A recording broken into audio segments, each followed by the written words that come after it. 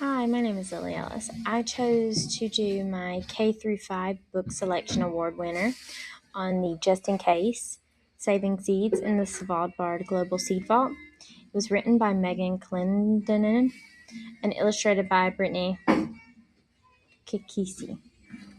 Sorry about that.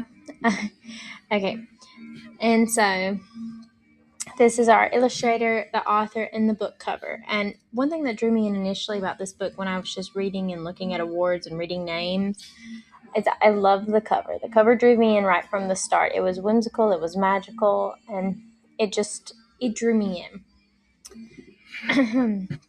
A little bit about the book. One of the reviews that I like to read is Rebecca Crunden, and she left a review about Just in Case, and it was saying that it specifically referenced looking at the seed vault to see real images of what it would look like, where it's located. And after reading her review and reading the book, I had the same thought, and I looked it up, and it really is quite a special idea that there's this seed vault that preserves seeds that way. They don't die off, that you can keep doing them. Her book, one thing about Megan is all of her books have a very environmental impact or environmental tone, and this carried over into the seed vault, so it had a more nonfiction approach behind it, where she wanted to speak on the importance of the seed vault, why it was there, and what makes it special, and why it should be maintained. A little about the author. She lives in Vancouver, and she published her first book in second grade, so she's been doing literature specifically for children for a long time. And she has a background in English and environmental planning. So her writing style is very environmental conservationist with its approach. And she has several other books that follow this same approach where it's about preserving the environment and keeping it healthy. Brittany is the illustrator, and she resides in Denver, Colorado. And she does moody illustrations, which she likes natural elements. So the two of them pair well, for one is a naturalist with her writing and her beliefs, and the other loves to paint and draw with those.